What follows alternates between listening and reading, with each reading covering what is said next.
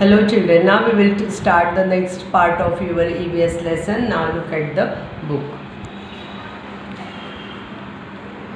Do you know, in a machine, if a machine is not available, bullocks do the threshing. A round space is cleared in the field and threshing floor is prepared. A post is erected at its center and bullock is tied to it. The bullock walks in circles around the post. The harvested ears are spread in the round space so that they get trampled upon the bullocks. If the crop is large in quantity, a bigger place is prepared and more bullocks are used together. Threshing may go on for several days. For the bullocks too, this is heavy work. The grains obtained after winnowing is filled in sacks.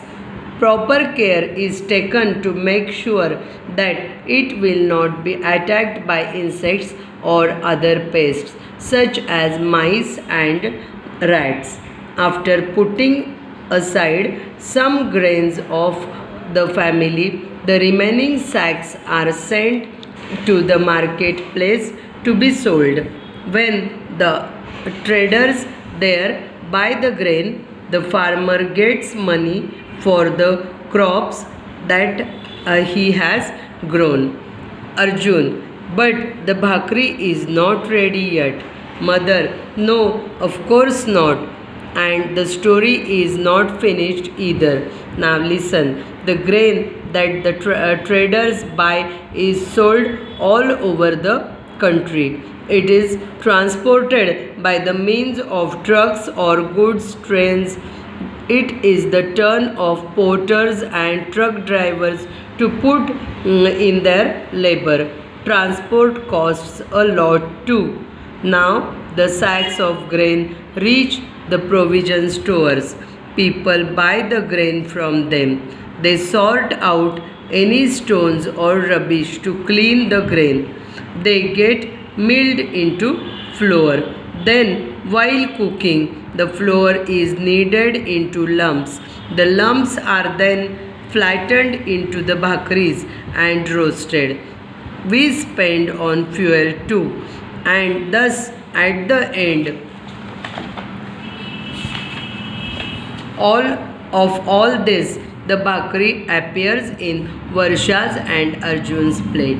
Now, would it be right to waste food that we get through the efforts of so many people? मग कळलं का तुम्हाला food waste का नाही घालवायचं?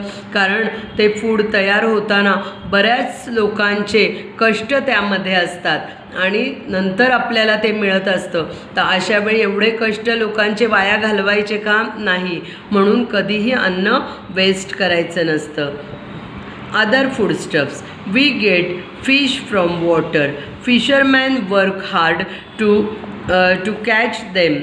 There are people who gather and sell fruits like amla, jamun, karvanda, bor, which grow in forest. Some people have vegetable farms, while some people have orchards for growing fruit crops.